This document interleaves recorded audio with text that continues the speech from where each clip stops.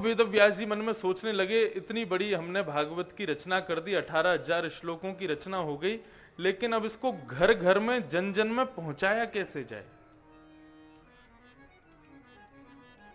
तो बंधुओं, इन्हीं वेद व्यास जी के पुत्र हैं श्री सुखदेव जी। सावधानी से सुनिएगा। श्री शुकाचार्य जी जो हैं, वैसे तो देखो लगभग हम ये कथा इतनी विस्तार से कहते नहीं, क्योंकि सबको लगभग पता है, लेकिन आपके यहाँ भी हर वर्ष कथा होती है तो ये कथा पता ही होनी चाहिए। लेकिन फिर भी हम कहते हैं कि शुकाचार्य जी का प्रादुर्भाव कैसे हुआ। वैकुंठ में श्री राधा रानी के एक सुख पक्षी हैं। एक पिंजरे में, मणि के पिंजरे में एक तोता रहते हैं राधा रानी के पास। और श्लोक के माध्यम से इस कथा को समझिएगा कि गोपी कदाचिन मणि पिंजरस्थम सुकं वचो वाचयितुं प्रवृत्त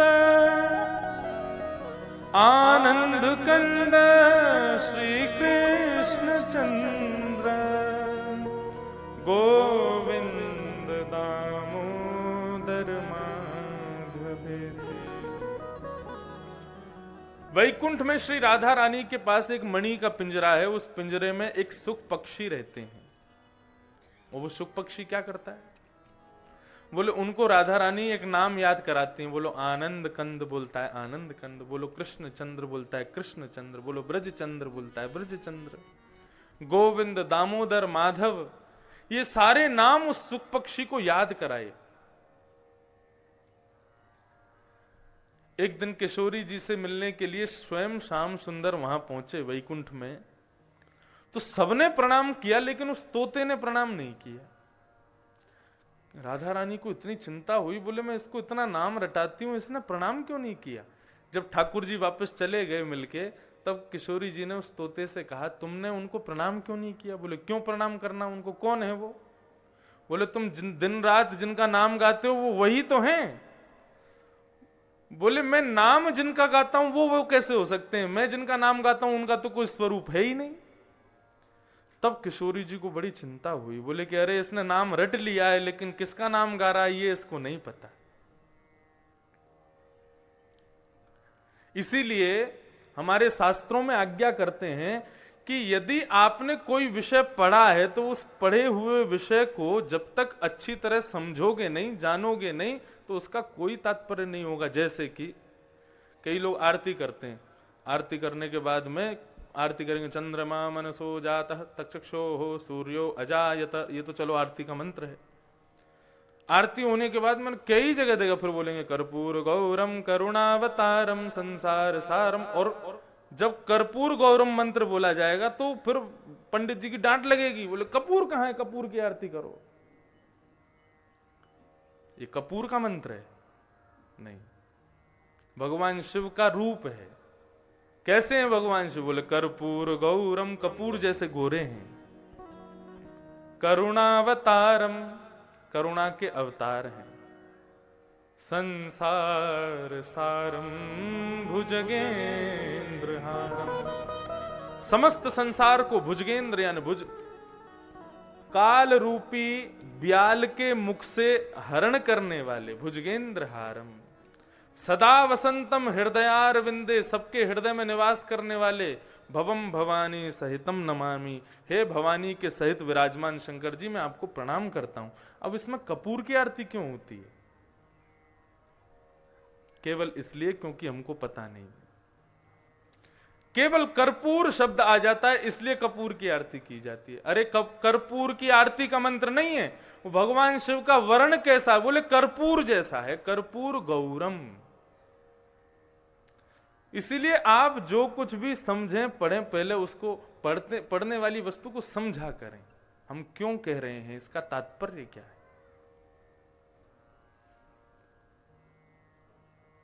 श्राद्ध का मतलब क्या है? हम लोग क्यों श्राद्ध करते हैं अपने पितरों का? श्राद्ध का मतलब होता है श्रद्धा। हम अपने पितरों के प्रति श्रद्धा को प्रकट करके दिखाते हैं। लोग कहते हैं किसी ने श्राद्ध नहीं किया तो उसके पितर नाराज हो गए। मतलब आपको अभी भी संदेह है कि पितर आपके मुक्त नहीं हुए, अभी भी वो आपके ही प्रसाद को पाने के लिए बैठे हैं? नहीं। श्राद्ध में पितरों का स्मरण करके केवल श्रद्धा मात्र की जाती है उनके प्रति। उससे क्या होता है? हमारे पितर तो भगवान के धाम में बैठे हैं, उनको हमारे द्वारा बनाई गई रिफाइंड की पूड़ी कचौड़ी चाहिए? नहीं। हम उसके नाते ब्राह्मणों को जिमाते हैं तो पितरों के पास में उत्सव होता है। तो उत्सव होता है तो भगवान पूछते हैं भाई उत्सव क्यों हो रहा है? बोले आज मेरे बालक गण और मेरे समस्त परिवारी जन मेरे नाम से ब्राह्मणों को भोजन करा रहे हैं। तो उससे क्या होता है?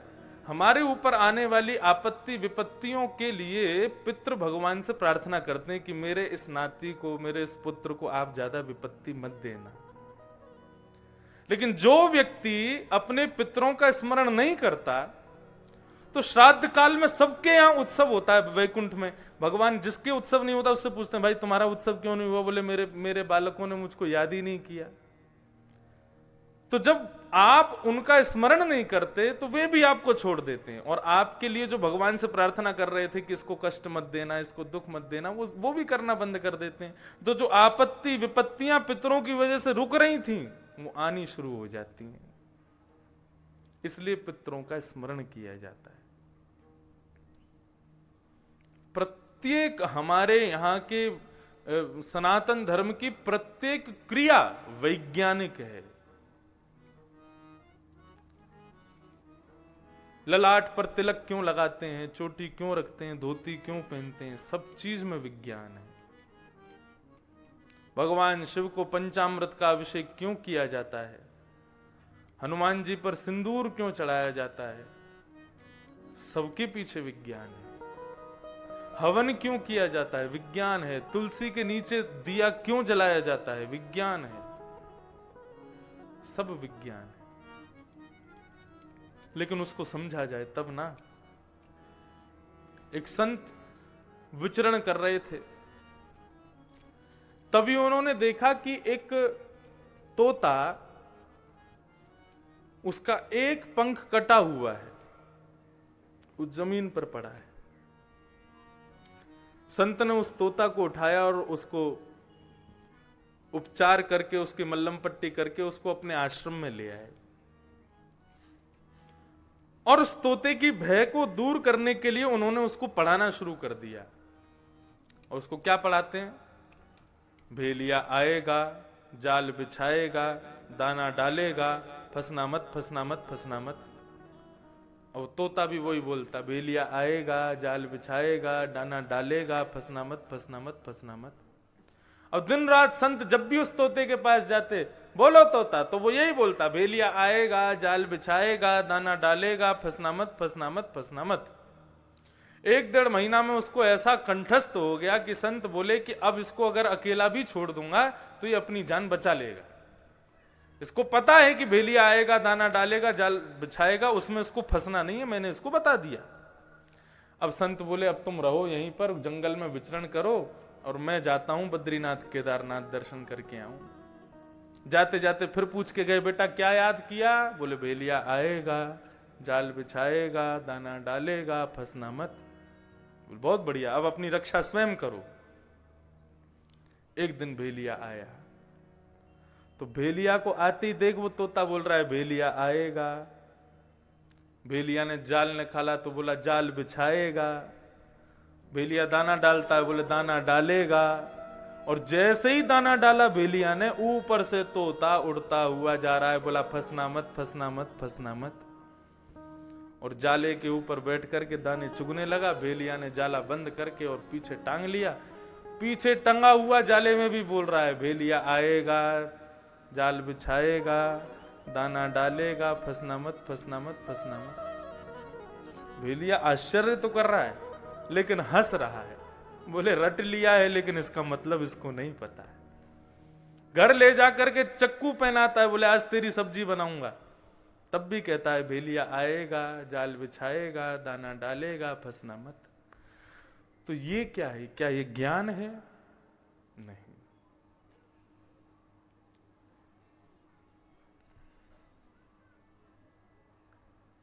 केवल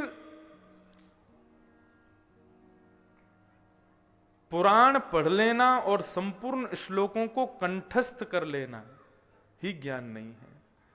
उसके सार तत्व को, उसके रहस्य को, उसके सुंदर कथन को जब तक नहीं जानोगे, ये कथा क्या है, कथा सारांश ही तो बताती है। मैं 18,000 श्लोक नहीं बोलूंगा यहां से, 18,000 श्लोकों का पाठ करने के लिए ब्राह्मण देवता बैठे हैं। यहां केवल व्यास सारांश बताने के लिए बैठा है कि हम जो पढ़ रहे हैं, जो सुन रहे हैं, जो कर रहे हैं, वैदिक सनातन धर्म के जो भाव हैं, उनका सार तत्व क्या है, वो बताने के लिए बैठे। यदि किसी को कहो कृष्ण बोलो, राम बोलो, तो राम कृष्ण बोलने मात्र से उद्धार नहीं होगा उसका। जब तक राम कृष्ण के तत्व को नहीं समझेगा, तब तक कैसे उद्धार हो जाएगा उसका। इसलिए तत्व को समझने के लिए किशोरी जी ने कहा कि सुख पक्षी को पृथ्वी पर भेजना पड़ेगा। कथा जब तक जीवन में नहीं आएगी, तब तक भगवान का नाम गुणानुवाद गाने का कोई फल नहीं मिलेगा। जाओ, जाकर के कथा सुनो। तो सुख पक्षी को जैसे ही वैकुंठ से छोड़ा, वो पृथ्वी में हिमालय पर अमरनाथ जहां भगवान विराजते हैं, वहां उनकी गुफा के पीछे एक अंडे के रूप में आकर के विराजमान हो गया। पार्वती जी और शंकर जी, इन दोनों का प्रसंग आया। नारद जी महाराज एक दिन पार्वती जी के पास आए, आकर के बोले तुम्हारा दाम्पत्य जीवन बढ़िया चल रहा है? बोले बहुत सुखद है। बोले भगवान शिव तुम्हें सब बताते हैं? बोले कुछ नहीं छुपाते मुझसे। तो बोले बताओ उनके गले में मुंडों की माला किसकी है? पार्वती जी बोली ये तो कभी नहीं बताया मुझे। तो वैसे ही प्रेम करते हैं तुम्हें, जब तुमसे ज्यादा मुंडों की माला संग रहती है, तुमको यही नहीं पता किसके मुंडे हैं वो। अब तो पार्वती जी कोपायमान हो गई, क्रोधित हो गई। नारद जी गए, अब शंकर जी दूर बैठे थे, तो जाते जाते प्रणाम करके बोले अम्बा मैया याद कर रही है, न चले जाओ। शंकर जी दौड़ करके गए तो देखे क्रोध में बैठी है। तब शंकर जी ने पूछा क्या बात है, क्यों नाराज हो? बोले आप हमसे प्रेम करते हैं, लेकिन हमसे ज्यादा जिससे प्रेम करते हैं कभी उसका परिचय नहीं दिया। शंकर जी बोले कौन है तुमसे ज्यादा प्रेमी? बोले मुंडों की माला जो निरंतर आपके कंठ में रहती है, किसके मुंड हैं ये? तब भगवान शिव ने बताया, बोले देवी ये वाला जो है ये सती है, तुम्हारा ही पूर्व अवतार, ये उससे भी पूर्व अवतार, ये उससे भी पूर्व अवतार। हर बार तुम्हारे विविध रूप धारण करके तुम आती हो, तुमसे हमारा ब्याह होता है, हम अमर बन के यहीं रहते हैं, तुमको जाना पड़ता है तो तुम्हारे मुंडों को ही हम माला बना करके पहन लेते हैं। अरे तुम ही हो और कोई नहीं है। तब पार्वती जी ने जिज्ञासा की कि मैं भी नहीं जाना चाहती, आपके साथ निरंतर सर्वदा मुझे भी रहना है। बोले उसके लिए अमर कथा सुननी पड़ेगी। बोले सुनाइए। तो वहीं अमरनाथ, वहां पर भगवान शिव विराजे हैं चट्टान पर, सामने बैठी हैं पार्वती और भगवान शिव वहां कथा सुना रहे हैं भागवत की। आपको पता गोपाल सहस्त्रनाम किसने गाया? भगवान शिव ने गाया। श्री राधा सहस्त्रनाम किसने गाया? राधा कृपा कटाक्ष स्तोत्र किसने गाया? भगवान शिव ने गाया। राधा कृष्ण के स्वरूप के सबसे बड़े उपासक यदि कोई है तो भगवान केदारनाथ है। हमारे ब्रज के अनेक श्री किशोरी जी के, ठाकुर जी के स्तोत्रों की रचना स्वयं शंकर जी ने की है। कथा सुनानी प्रारंभ की, पार्वती जी को बोला देखो हम आंख बंद करके कथा सुनाएंगे, और आपकी हमारी तरह नहीं 2 बजे शुरू हुई 5:30 पूरी हो गई, 24 घंटे कथा चलती थी। हम आंख बंद करके सुनाएंगे, तुम उपस्थित होके सुन रही हो ये हमको पता लगे, उसके लिए हर 2 मिनट में ओम ओम ऐसे उच्चारण करती रहना। ठीक है। अब कथा प्रारंभ हुई तो पीछे का अंडा जो था वो फूट गया, उसमें से शुकाचार्य श्री सुखदेव जी बाहर आ गए और वे पीछे व्यासपीठ के बैठ करके आंख बंद करके श्रवण कर रहे हैं संपूर्ण कथा को शंकर जी से। पार्वती जी ओम शब्द का उच्चारण कर रही थीं। 6वें दिन की कथा प्रारंभ हुई और जैसे ही रास पंचाध्यायी कहना शुरू किया और रास की भूमिका में ब्रज की समस्त गोपांगनाएं भगवान के साथ रास विहार कर रही हैं। इस प्रसंग को जैसे ही पार्वती जी ने सुना तो पार्वती जी देहाभिमान से शून्य हो गई। शरीर तो वहीं बैठा था, लेकिन आत्मा से वे भी वृंदावन में गोपियों के स्वरूप के झुंड के मध्य में पहुंच के कृष्ण के साथ रास करने लगी। और स्थिति ये हो गई कि जो ओम शब्द का उच्चारण वो कर रही थी वो बंद हो गया। तो भयभीत होकर के वो सुख पक्षी ने देखा कि अरे ये तो समाधि में चली गई, अब कहीं इनके चक्कर में कथा ना रुक जाए। तो उनके स्वर में उस सुख पक्षी ने ओम कहना शुरू कर दिया। सप्ताह कथा पूरी हुई। सप्ताह कथा पूरी होते ही जय जयकार हुई। जय जयकार की ध्वनि सुन के पार्वती जी के नेत्र खुले और खुलते ही प्रणाम करके बोली, रास के बाद क्या हुआ वो स्वरूप सुनाइए ना। रास की महिमा तो अति अद्भुत थी। बोले देवी तुम अभी रास में ही हो, हमारी तो कथा पूरी हो गई। बोले हम तो समाधिस्थ हो गए थे, हम तो रास बिहार में प्रवेश कर गए थे।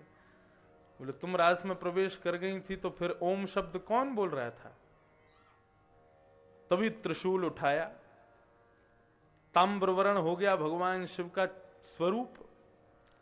बोले किसने ब्रह्म विद्या की चोरी की है? मेरी बिना आज्ञा के कथा में कौन आया है? तभी पीछे देखा तो शिला के पीछे एक छोटा सा सुख पक्षी बैठा है।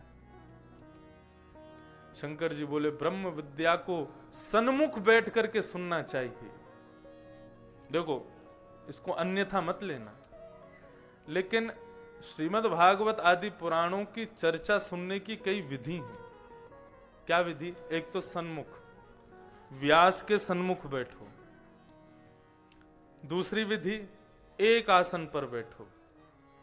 तीसरी विधि मेरुदंड सीधा करके बैठो। तीसरी विधि ना कुछ खाओ ना कुछ पियो, 4 घंटा कम से कम एक व्रत से एक आसन से सुनो। और चौथी विधि नहीं बताऊंगा मैं, चौथी विधि है नीचे बैठ के सुनो। तो जो लोग नीचे बैठे हैं वो खूब बढ़िया अच्छा है, लेकिन फिर घूम फिर वही बात आ जाती है, तस्मात केनाप्य उपाय न, किसी भी उपाय से सुनो लेकिन कथा सुनो। चाहे पौड़ के सुनो, पीछे बिस्तर डाल के सुनो, पड़े पड़े सुनो, चाय पी के सुनो। कई जगह कथाओं में खूब भीड़ होती दिखाई देता नहीं है, लेकिन उनको लगता है मुझे कोई नहीं दिख रहा, लेकिन मुझे सब दिख रहे हैं पीछे तक। क्या करेंगे? थर्मस में चाय और ले आते हैं और जैसे कीर्तन शुरू होता है चाय पी लेते हैं बीच में। तो किसी भी उपाय से सुनो लेकिन सुनो। लेकिन सबसे बड़ी बात क्या है? सन्मुख बैठ के सुनो, सामने बैठ के सुनो। श्री भागवत जी का दर्शन हो, विशाल मंच का दर्शन हो, और इनके मध्य में बैठे व्यास का भी दर्शन हो। ये दर्शन करते हुए कथा सुनो। शंकर जी बोले ब्रह्म विद्या की चोरी की है, व्यासपीठ के पीछे बैठ के सुनने का अधिकार नहीं है, तुमको मृत्यु दंड देना पड़ेगा मुझे। और त्रिशूल लेकर के जैसे ही भागे, अब तो सुख पक्षी उड़ता उड़ता उड़ता उड़ता अमरनाथ में से हिमालय की कंदराओं में घूम रहा है, पीछे पीछे शंकर जी चल रहे हैं। इतने में ही पहुंचे बद्रिकाश्रम। बद्रिकाश्रम में भगवान वेदव्यास की पत्नी बिट्टिका मुख खोल करके लोटा से जल पी रही थी। छोटे से सुख पक्षी तुरंत वहां पहुंचे, बोले यही गुफा सबसे बढ़िया है, तो मुंह में होके गर्भ में चले गए और गर्भ में जाकर के विराजमान हो गए। शंकर जी ने खूब खोजा लेकिन नहीं मिले। 12 वर्ष तक वेदव्यास जी की पत्नी बिट्टिका के गर्भ में रहे श्री सुखदेव जी महाराज। 12 वर्ष बाद उन्होंने क्या, 12 वर्ष तक केवल पचाते रहे जो शंकर जी से सुनी थी कथा, उसका मनन चिंतन कर रहे हैं। यहां पे आदमी एक कथा नहीं पचाते, दूसरी कथा करवा भी लेते हैं। इसलिए क्या करना चाहिए? बोले प्रत्येक कथा को आपने 4 घंटा कथा सुनी तो उसको 6 घंटा दो रोज, तभी कथा समझ में आएगी, नहीं तो नहीं आएगी। एक कथा सुन के जाओ और फिर जाकर के उसका मनन चिंतन करो, क्या श्रवण किया, उसका क्या भाव था। अरे इतना धन का व्यय होता है कथा कराने में, इतने खर्चे होते हैं, लेकिन उस खर्चे का आपको फायदा कब होगा? जब सुनी गई कथा को अच्छे से अपने हृदयांगित कर लोगे, नहीं तो इस कथा का कोई रूप आपको प्राप्त नहीं होगा। श्री वेदव्यास जी महाराज को जाकर के बिट्टिका ने कहा कि मेरे गर्भ में से मुझको श्लोकों की ध्वनि आती है, ना जाने कौन है भीतर। वेदव्यास जी ने मंत्र दृष्टि से देखा तो अंदर विराजमान सुखदेव जी का उनको दर्शन हुआ। प्रार्थना की, हे बालक तुम बाहर पधारो, मां को कष्ट हो रहा है, जल्दी पधारो। सुखदेव जी ने कहा हम नहीं आएंगे बाहर। बोले बाहर माया है, यदि बाहर आया तो सब मुझे पकड़ लेंगे। ब्याह करने की इच्छा होगी, घर बसाने की इच्छा होगी, व्यापार करने की इच्छा होगी, यही तो माया है। और इस माया में पड़ गया तो भगवत विमुख हो जाऊंगा मैं। मुझे नहीं आना बाहर, मैं यहीं ठीक हूं, एकांतवासा झगड़ा न जासा। और यदि आप चाहते हो कि मैं आपकी पत्नी के गर्भ को छोड़ के चला जाऊं, उनको कष्ट हो रहा है, तो भगवान नारायण से कहो कि वे आकर के मुझे वरदान दें, मुझे वचन दें कि मुझे माया नहीं सताएगी, तो मैं जन्म लूंगा। वेदव्यास जी ने भगवत प्रार्थना की, तब भगवान प्रकट हुए, मां के गर्भ में ही प्रकट हो गए और कहा कि तुम्हारा जन्म माया में पड़ने के लिए नहीं है, माया से लोगों को बचाने के लिए हो रहा है, जाओ जन्म लो। तब श्री सुखदेव जी महाराज का प्रादुर्भाव हुआ। सब लोग प्रणाम करो। यम प्रव्रजन्तमनुपेत मपेत कृत्यम द्वैपायनो विरह कातर आजुहाव पुत्रेति तन्मयतया तरवो विनेदो तम सर्वभूत हृदयम मुनिमानतोष। कैसे हैं? बोले जन्म लेते ही वन की ओर चल दिए, मुड़ के भी नहीं देख रहे कि मेरी मां कौन है, मेरे पिता कौन है। अपेत कृत्य, जिनका नामकरण संस्कार भी नहीं हुआ है, ऐसे से सुखदेव जी जन्म लेते ही वन की ओर जाने लगे। पिता श्री वेदव्यास जी हे पुत्र कह करके पीछे दौड़ रहे हैं, लेकिन पीछे मुड़ करके नहीं देखा। ऐसे श्री सुखदेव जी को हम प्रणाम करते हैं। तो वेदव्यास जी अब सोच रहे हैं मैंने भागवत लिखी, इसको घर घर में जन जन तक पहुंचाने के लिए अपने पुत्र का सहारा लूं मैं, लेकिन कैसे करूं? वो तो निर्गुण निराकार ब्रह्म की समाधि में बैठा है हिमालय पर, कैसे बुलाया जाए? तब वेदव्यास जी ने वो तरीका अपनाया जो आजकल माता पिता भी अपनाते हैं अपने बालकों को प्रभावित करने के लिए। जैसे अभी सर्दी का समय है, आपके यहां पता नहीं बनते कि नहीं, हमारे यहां पर चूरमा के लड्डू बनते हैं। चूरमा के लड्डू बनेंगे, देसी घी के लड्डू बनेंगे। कौन बनाएगी? माँ बनाएंगी, ताई जी बनाएंगी, सब लोग घर में बैठ के बनाती हैं। और सब कुछ बनाने के बाद सबसे पहले वो लड्डू चखाया किसको जाता है? बच्चे को चखाया, इधर आ, इसको चाक के देख कैसा बना है। और जब बालक चाखता है और उसको बढ़िया लगता है तो वो क्या करता है? 2-4 लड्डू लेके भाग जाता है, बोले अब तो मैं पूरे खाऊंगा, मुझे बहुत बढ़िया लगे, रोज खाता है फिर। ठीक उसी प्रकार वेदव्यास जी ने सोचा कि यदि भागवत की कथा अपने पुत्र को पढ़ानी है तो पहले उसको चखानी पड़ेगी, क्योंकि वो निर्गुण निराकार। अब देखो, निर्गुण निराकार ब्रह्म और सगुण साकार भगवान, इन दोनों में अंतर क्या है समझो। निर्गुण यानी कि जिसमें कोई गुण नहीं है, निराकार यानी कि जिसका कोई आकार नहीं। जैसे कि मेरे और आपके बीच में ये जो वायु घूम रही है, हवा घूम रही है, इसका कोई स्वरूप नहीं है, इसका कोई आकार नहीं है। यही निर्गुण निराकार ब्रह्म है। हम जिससे जी रहे हैं, हम जिस पर जी रहे हैं, जिसकी वजह से जी रहे हैं, उसको कहते हैं निर्गुण निराकार ब्रह्म। वो सब जगह है, everywhere and all the time, हर समय और हर जगह, उसको कहते हैं निर्गुण निराकार। वो भी मेरे बगल में भी बैठे हैं, यहां पर भी बैठे हैं, आगे भी बैठे हैं, पीछे भी बैठे हैं। जित देखूं उतित श्याममयी है, इसको कहते हैं निर्गुण निराकार ब्रह्म। एक प्रकार से और समझो, पानी, जब वो पानी है तो वो निर्गुण निराकार है, उसी को फ्रीजर में रख दो तो वो बर्फ बन गया, वो क्या होगा? बोले सगुण साकार। ठीक उसी प्रकार निर्गुण निराकार ब्रह्म यत्र तत्र सर्वत्र है, लेकिन श्रीमद् भागवत के द्वारा जब भक्ति रूपी फ्रीजर हमारे पास आ जाता है तो हम उस निर्गुण निराकार ब्रह्म को ही सगुण साकार कर देते हैं और उसको प्रकट कर देते हैं। जैसे हमारे वृंदावन में आओ। स्वामी श्री हरिदास जी महाराज ने अपने भजन के बल से, अपने कीर्तन के बल से त्रिभंग ललित श्री बांके बिहारी जी को प्रकट किया। श्री गोपाल भट्ट गोस्वामी जी ने श्री राधा रमन लाल को प्रकट किया। हित हरिवंश महाप्रभु ने श्री राधा वल्लभ लाल जी को प्रकट किया। पुंडलीक ने श्री विट्ठल भगवान को प्रकट किया। इसी प्रकार हम आप सब वैष्णव जन भी जब भक्ति के ओतप्रोत हो जाते हैं तो इस निर्गुण निराकार ब्रह्म से ही सगुण साकार को प्रकट कर देते हैं। अपनी दृष्टि, अपने मनोभाव के अनुसार भगवान को प्रकट करते हैं। तो ये निर्गुण मतलब जिसका कोई रूप नहीं होता। हिमालय पर निर्गुण निराकार का भजन कर रहे थे श्री सुखदेव जी महाराज, तभी श्री वेदव्यास जी ने अपने छोटे छोटे बटुक ब्रह्मचारियों को, जो उनके यहां पढ़ते थे, उनको भागवत जी के वेणु गीत का, भगवान के स्वरूप का एक सुंदर श्लोक याद कराया।